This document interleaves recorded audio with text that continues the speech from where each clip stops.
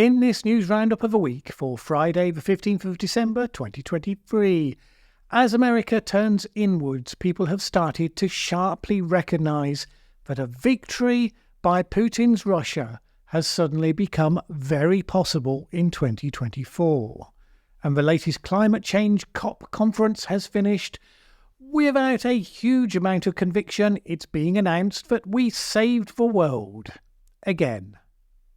Yeah, not really. Let's discuss.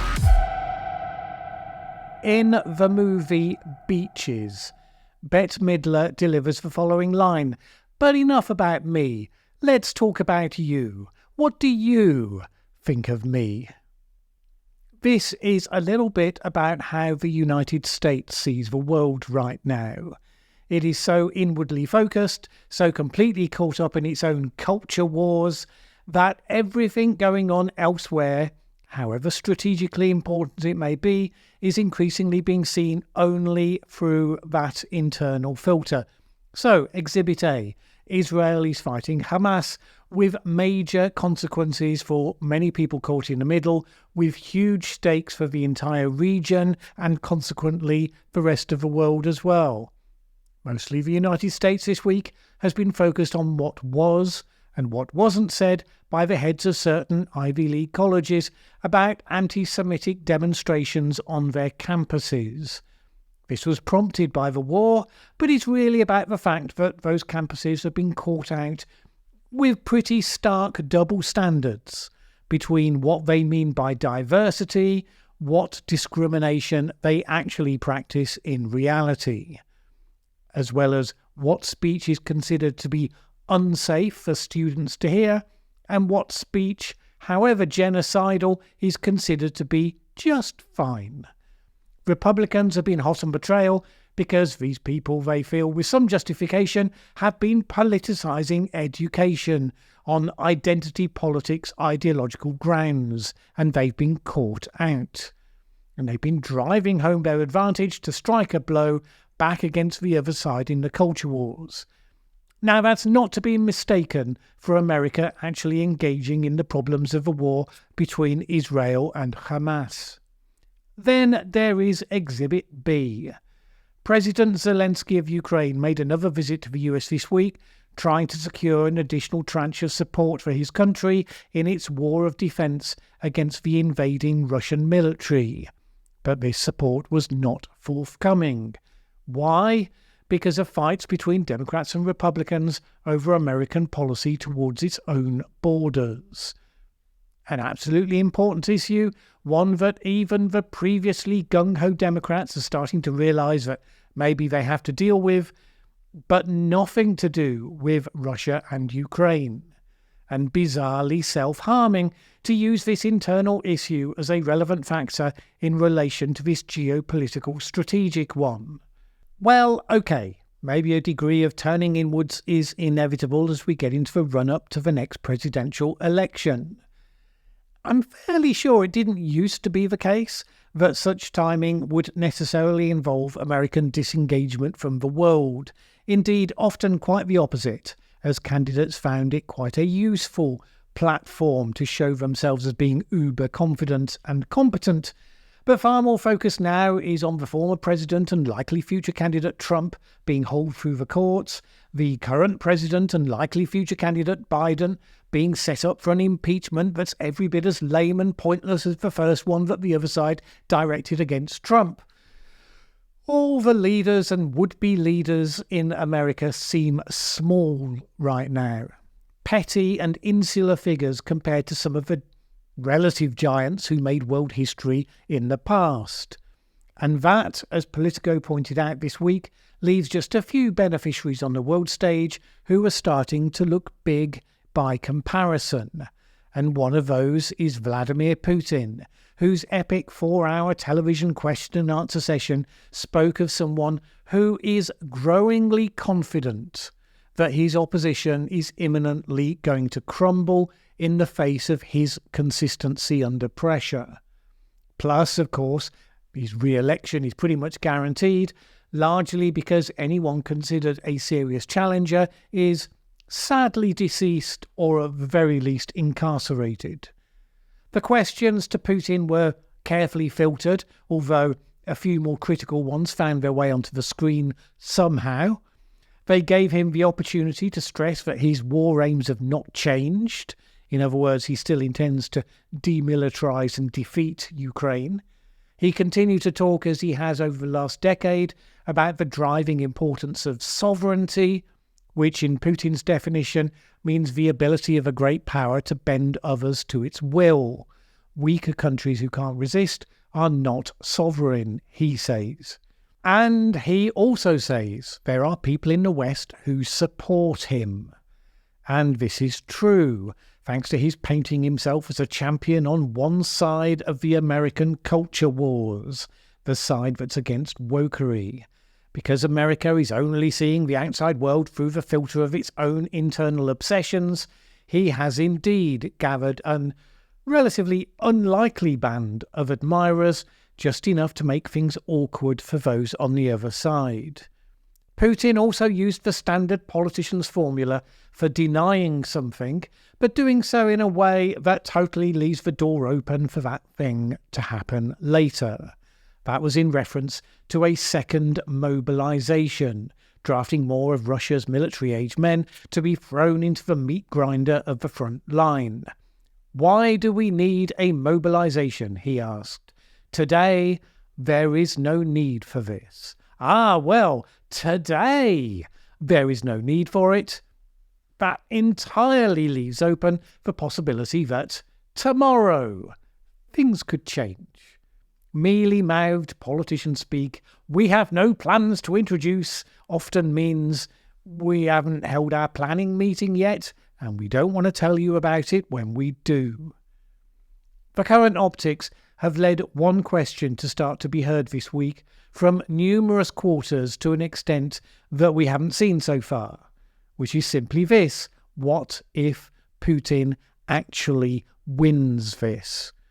Up until recently, the received wisdom was that this was simply inconceivable. Ukraine was too determined, too well supplied, too well supported by the West, and Russia was too degraded on the battlefield, too isolated to be able to make any sort of move forward, at least from what they've achieved so far, even if it's quite hard to push them back.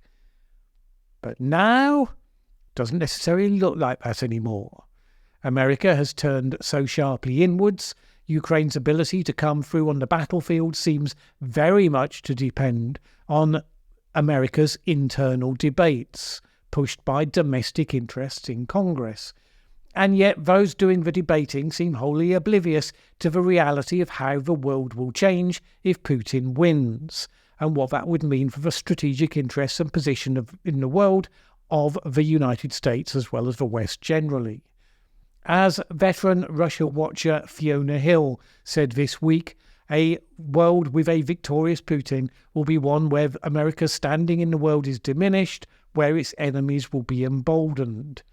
China will see few impediments to dominating the Indo-Pacific, which is one reason why Japan and South Korea are amongst the few still standing determinedly in support of Ukraine. Iran and North Korea will adjust their ambitions accordingly, and Putin will be considering his next move. Hill said that political partisanship is blinding American politicians to the dangers facing their country. And she said this: the problem is that many members of Congress don't want to see President Biden win on any front. People are incapable now of separating off giving Biden a win from actually allowing Ukraine to win.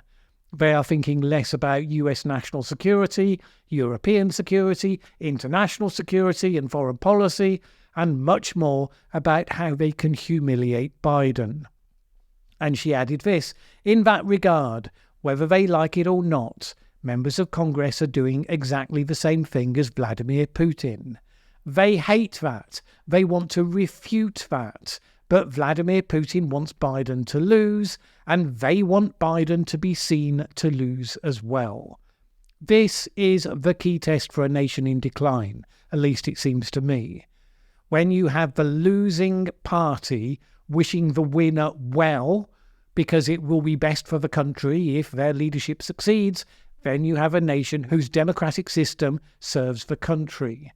But when you have the losing party hoping the country will lose, the country will have major setbacks because that will discredit their opponent, then you have the internal focus damaging the interests of the nation. Politicians who have forgotten that they are there to serve, but are instead looking only to what serves them. Still, at least Ukrainian President Zelensky can rely on his European allies. Right? Except the next tranche of European support has similarly been vetoed by Putin's friend Viktor Orban from Hungary, mostly in the name of the internal culture wars, where the EU bureaucrats have tried to hold back funds from Hungary because they don't approve of the actions of its government, particularly in relation to things like abortion and LGBTQ rights. Now, nothing is over until it's over.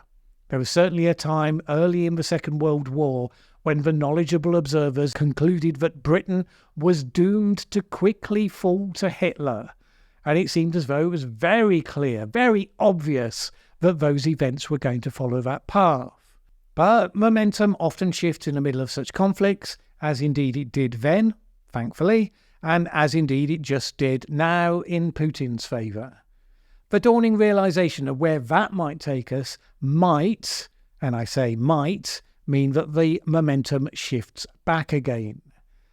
If not, then we are facing the prospect that out of the end of this conflict, we may be left with a rump Ukraine and an annexed territory that will simply be identified as being part of Russia.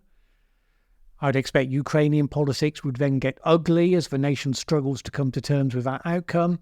Blame will get liberally handed around, and that may create the circumstances that would make Putin's next push that much easier to accomplish. And that will be the least of the consequences on the wider world stage.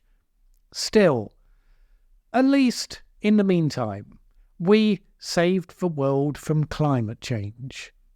Again, the recent COP28 conference, according to a number of the commentators, made a real breakthrough. Why? Because on the basis of the signed agreement delivered right at the end, customarily days after the thing was supposed to have finished, nearly every country in the world has, quote, agreed to transition away from fossil fuels. As the website Carbon Brief breathlessly announced, it is the first time such an agreement has been reached in 28 years of international climate negotiations. The COP28 president and oil boss Sultan Al Jaber said that it was a world first, getting fossil fuels into a UN climate change agreement. People fought long and hard to get this into the final statement. The last but one draft expunged it entirely, but the world leaders were outraged and it was pulled back in just in time to show that they meant business. And they finally got it through. There were cheers and hugs in the plenary room when it was passed. So, you might ask, if they fought so hard to get it included, presumably this outcome is going to substantially change what happens next in the world. You might say that, since the world has now taken this important step, the final demise of fossil fuels has surely been brought forward by decades at the very least. And today I can announce that the sum total of this amazing breakthrough is, well, absolutely nothing. It is a wholly symbolic move. As I've said before on this channel, agreements in conferences don't reduce CO2 emissions. Actions by countries, innovations by businesses, practical stuff being done in reality, that may reduce CO2 emissions. Because the words fossil fuels were used at COP28, will Donald Trump do anything differently if he gets elected in 2024? No. Come to that, because the words fossil fuels were used at COP28, will Joe Biden do anything differently if he gets re-elected? No. Will the United Arab Emirates, because they hosted the first COP to use the words fossil fuels phase out, Will they more rapidly shift their economy away from fossil fuels on which it's highly dependent than they had otherwise intended? No. China? No. India? No. Russia? No. The EU? No. Britain? No. All of these countries, with the likely exception of Russia, are on a journey to decarbonise their energy. It will take longer than the COP gatherings demand, but it is shaped by the speed they think they can go while still getting re-elected, while still maintaining power security and relatively affordable prices, helping their society to rise to a global standard of affluence. Nothing that happens at an international conference really changes the factors that determine how fast they can go or how fast they would wish to go. And when policymakers do get overly excited and try to ignore political realities and go faster than can be supported, they provoke a backlash. And if they have any political instincts, they start backpedaling furiously, and if not, they get ousted from power. Now, does that mean nothing was achieved from this conference? Well, there were a few practical things, like the launch of a fund to pay for loss and damage from climate change to developing countries. If that fund is simply the recipient of diverted funds that would simply have gone elsewhere, then the impact may be minimal and only positive if the programs it supports are better value producers than the ones they displaced. But if executed well against all history and the odds, could help to make some difference, it is at least a practical outcome of sorts. But of the $770 million that were pledged to the fund by the end of the conference, $115 million of that will go towards simply setting up the fund, rather than actually, helping anyone. And what's left is estimated to cover less than 2% of the actual cost it's supposed to be covering. Is that it? And if so, does that mean that such events serve no purpose at all? Well, no. If you have a genuine, far-reaching global challenge, there is no easy governance approach to agreeing what to do about it. In this case, any single country could veto the agreement. And the point is, any process that operates on consensus is always open to frustration by very small numbers who, for reasons of their own, stand to gain some temporary advantage by refusing the agreement that everyone else wants. But how else are you going to do this? We do not have, and most of us don't want, a global government. And no country would agree to be part of a process if it was decided by majority voting. Because guess what?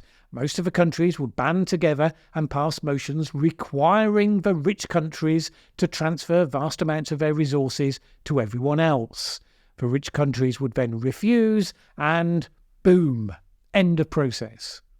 So unless you're going to give up, do nothing in the face of any global future problem, not just this one, then you keep trying to develop some degree of common understanding on as many of the issues as you can. It's probably worth doing. But this conceit that the conferences have developed, where they are packaged as the last best chance to save the world, and then whatever weak beer gets served up in the final hour gets celebrated as something groundbreaking, this is performative theatre for children. This is a reflection of the status quo. It's a graph showing where the world currently gets the energy needed to help people live, to produce all the things that we use. It'll no doubt look different in 50 years' time, but right now it remains, as it has for a very long time, utterly dominated by fossil fuels. Switching from that huge, massive dependency will take a longer time than people are allowing themselves to admit, just by dint of sheer practicality. Not because someone isn't passing the right policy that would magically make it go away overnight. It'll happen because innovation happens, because alternatives begin to become more available, more affordable, higher quality. That will be accelerated a bit, thanks to public policy, at the time when that policy pushes it, as compared to the times when the tide flows back the other way and you get some pushing back against. And as alternatives get to scale, the speed of a transition will no doubt gain momentum and eventually become, by then I expect uncontroversially, how the future is envisaged and defined. That's some way in the future. And no, not because a bunch of people told themselves in a room that they had just brought about the beginning of the end of the age of fossil fuels.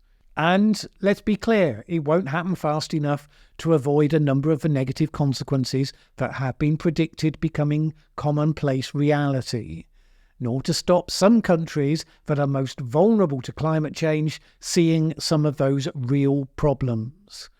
At some point, such conferences will stop being the focus of the world's media every single time. They will focus down to deal with what will then become relatively technical, probably quite difficult, but basically implementation measures on a practical program of change management. They will stop being performative circuses where every single time there has to be a statement at the end announcing a big breakthrough. Maybe more work will even get done when that's achieved, because the political benefits of grandstanding will be that much less. Some of us would say that moment can't come soon enough.